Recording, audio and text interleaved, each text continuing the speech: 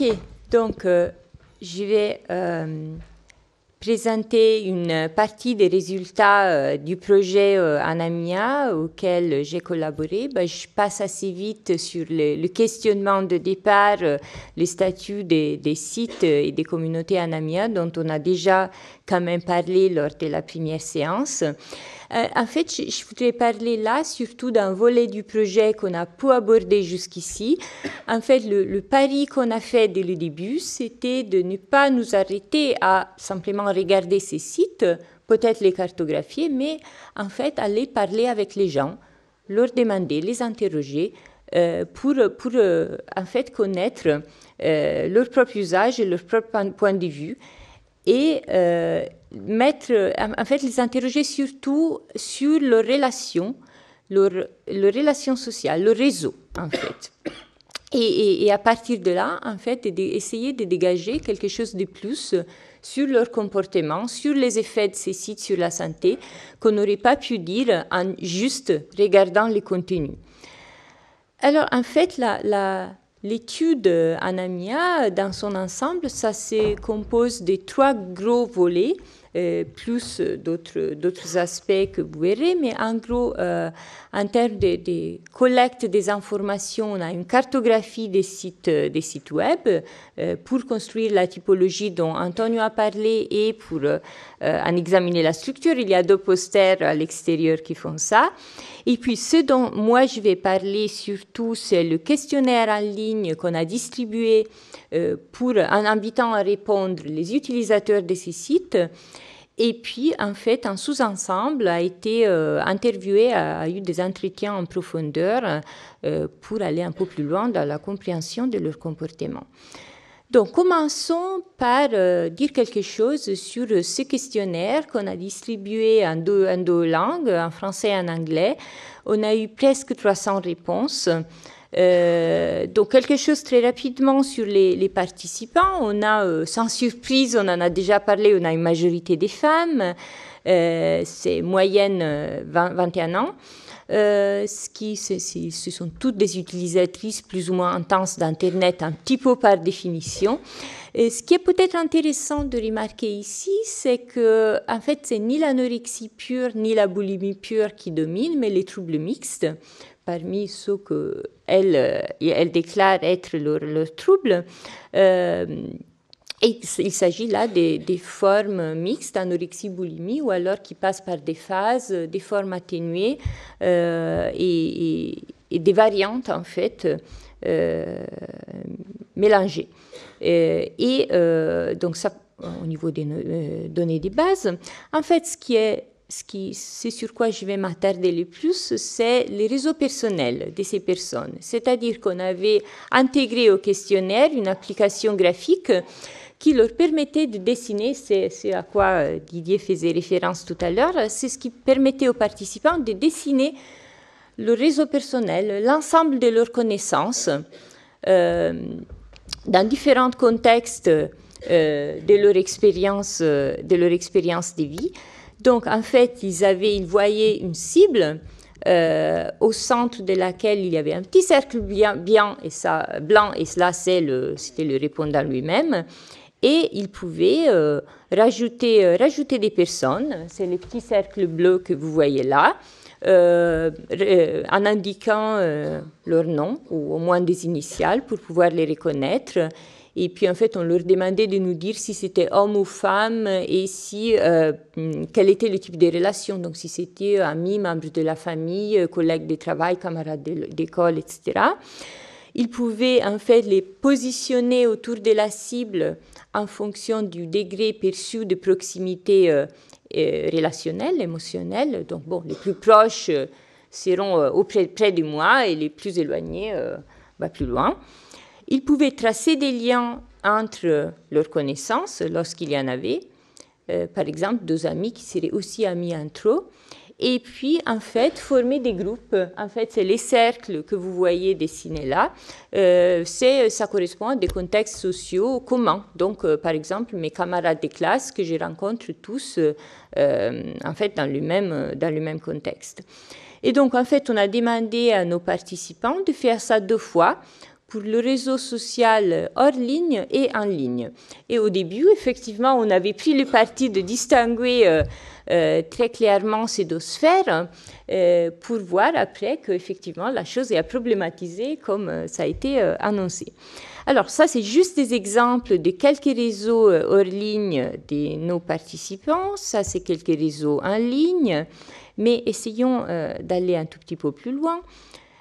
Un premier résultat, et là ce que je vais présenter, en fait, c'est les premiers résultats des analyses qu'on a menées sur ces données. Donc un premier résultat qui est quand même un petit peu pouvait être un petit peu inattendu, c'est que la majorité des connaissances qu'ils citent, elles sont hors ligne. Donc ça n'a rien à voir avec Internet, c'est la famille, l'école, les amis, les loisirs, le sport et tout ça. Et en fait, il n'y a donc pas un phénomène de substitution, mais de complémentarité. Il y a d'autres connaissances qui se forment en ligne. Et aussi, ce qui est important et qui reviendra dans la présentation, c'est une intersection, un certain nombre de contacts, des liens qui sont entretenus à la fois en ligne et hors ligne. Autre chose qu'on a trouvé intéressante, c'est que, en fait, les plus proches, les intimes et les très proches, sont plus souvent des connaissances qu'on trouve hors ligne. En ligne, en fait, on trouve plutôt des moins proches. Et en fait, vous voyez là, c'est l'exemple des deux réseaux en ligne et hors ligne d'une personne qui a participé, où en fait, les contacts en ligne ne sont que parmi les juste proches, mais pas plus, des intimes et très proches, ceux qui sont plus physiquement situés à côté de la personne même, ils sont que hors ligne. Quelque chose pour aller un peu plus loin, en fait, si nous regardons, est-ce que les contacts qui sont entretenus en ligne, hors ligne, les deux, lesquels sont les plus proches? Eh bien, on trouve que si on regarde, là, on a le hors ligne, donc le plus foncé, c'est... plus c'est foncé, plus c'est proche, hein, pour nous comprendre. Et donc, hors ligne, en ligne, on a une certaine proportion des personnes qui sont très proches, une certaine proportion des proches, un petit peu de pas très proches. Mais en fait, ce qui est frappant ici, c'est de voir parmi les connaissances entretenues à la fois hors ligne et en ligne. C'est là que se situent les degrés les plus élevés de proximité, les plus intimes, les très proches sont en fait des connaissances avec lesquelles les liens sont entretenus, sont maintenus de différentes manières. On se voit à l'école tous les jours, on se voit au travail, mais on est aussi en contact sur Facebook, on est aussi en contact sur MSN, etc. Donc, en fait, ce qui apparaît là, c'est un rôle d'Internet double qui, d'une manière, permet d'entretenir des liens forts, des liens de proximité forts avec des proches et des très proches, et en même temps, ça permet d'en créer de nouveaux qui peuvent être beaucoup plus faibles avec des personnes moins proches. Donc, en fait, là c'est juste leur relation, mais la question est de savoir toujours qu'est-ce que nous en tirons sur les comportements et la santé des gens. Et donc, en fait, on a posé à la fin du questionnaire une question pour comprendre si ces personnes ont besoin de soutien concernant leur santé, leur alimentation, en fait, sur qui vont-ils s'appuyer parmi leurs contacts, parmi leurs connaissances. Et en fait, on les a assignés aléatoirement à une question scénario. La question était toujours, si vous avez un souci, avec qui, parmi vos contacts, parmi les personnes que vous avez citées précédemment, avec qui vous voudriez en parler. Et en fait, on les a attribués à deux groupes. Un groupe a eu une question grave problème. On l'a appelé gros problème pour faire vite, mais enfin, quelque chose de très sérieux. Le médecin te dit que tu dois aller à l'hôpital avec qui tu veux en parler. Et l'autre groupe, par contre, était assigné à une question plus petit souci de vie quotidienne. Tu remarques une perte de cheveux, qui est d'ailleurs une conséquence possible de l'anorexie, donc avec qui tu voudrais en parler. Et en fait, donc L'idée derrière était de voir sur quelles relations ils allaient s'appuyer et s'il y avait une différence selon le type de problème de santé, s'ils mobiliseraient en fait des relations différentes dans les deux cas. Alors, en général, à qui vont-ils demander du soutien? Eh bien, en général, quel que soit le type de problème, on trouve quand même une préférence pour les relations hors ligne. Donc pas d'Internet, et c'est une tendance qui est un tout petit peu plus accentuée pour les problèmes plus graves. Aller à l'hôpital plutôt que remarquer qu'on perd des chevaux. Mais ce qui est encore plus remarquable, c'est en fait que ce sont les relations qui sont entretenues à la fois en ligne et hors ligne qui sont les plus mobilisées pour faire face à des problèmes. Là, vous voyez, c'est les deux réseaux en ligne et hors ligne d'une participante. Et en fait, il y a deux personnes, par ailleurs très, très proches, qui sont nommées à la fois en ligne et hors ligne et qui sont aussi nommées au moment de la question à qui tu voudrais parler en cas d'un problème. Donc, en fait, c'est les relations entretenues hors ligne et en ligne en même temps qui vont être les plus mobilisées. On s'est aussi rendu compte qu'en fait, les deux types de problèmes auxquels on avait pensé ont été interprétés différemment, non pas seulement en fonction de leur gravité, bon, évidemment, aller à l'hôpital, c'est plus sérieux que perdre des chevaux, mais en termes du soutien qu'on recherche dans les deux cas. Si on perd des chevaux, ce qu'on cherche, c'est surtout du soutien qu'on peut appeler, selon la littérature de santé publique, du soutien informationnel. On cherche à savoir comment faire. Donc, est-ce qu'il y a des produits, est-ce qu'il y a des traitements, est-ce qu'il y a des manières de faire pour contrer ça?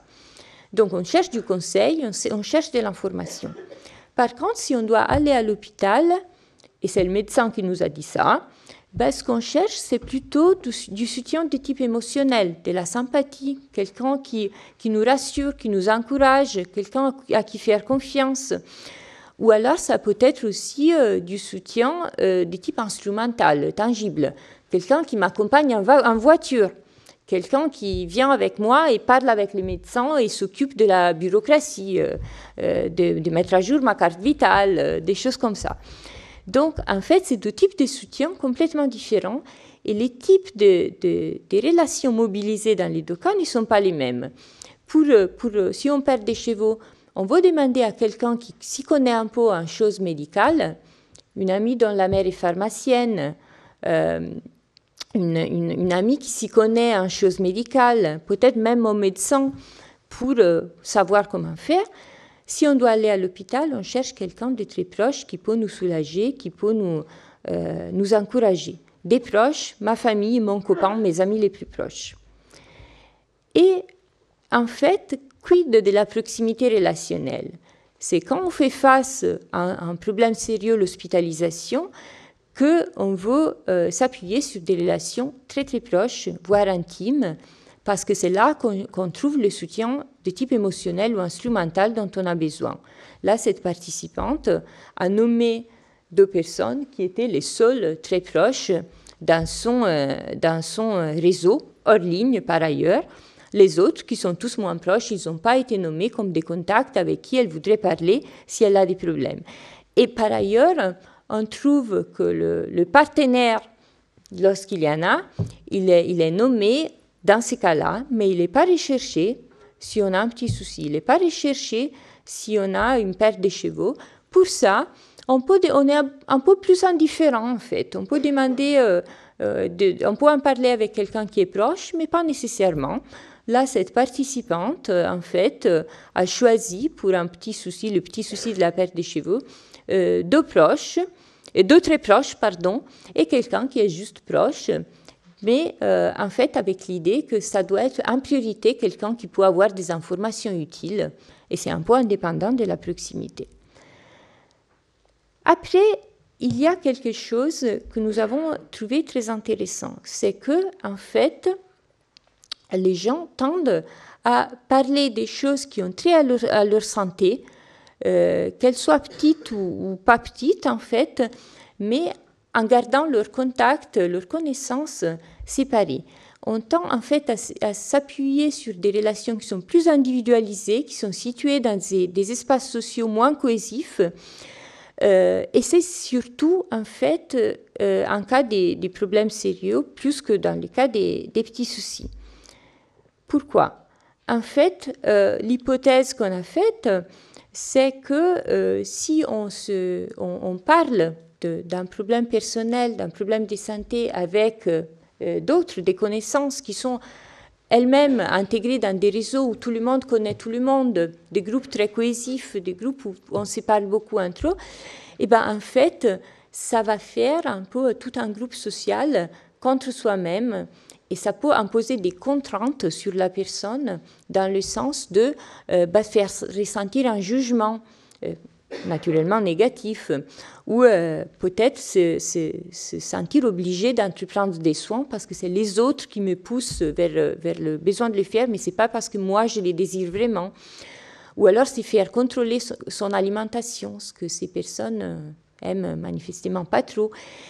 Et donc, en fait, c'est la difficulté à parler avec des groupes qui sont cohésifs et qui peuvent en fait se mettre d'accord pour en quelque sorte réussir à imposer des comportements, des contraintes sur la personne, et c'est quelque chose qui gêne beaucoup. Par contre, en parler avec quelqu'un qui est de confiance, mais qui n'est pas intégré dans un groupe comme ça limite beaucoup le risque de se voir soumis à ce genre d'injonction. Ça, c'est surtout vrai dans le cas des problèmes très sérieux.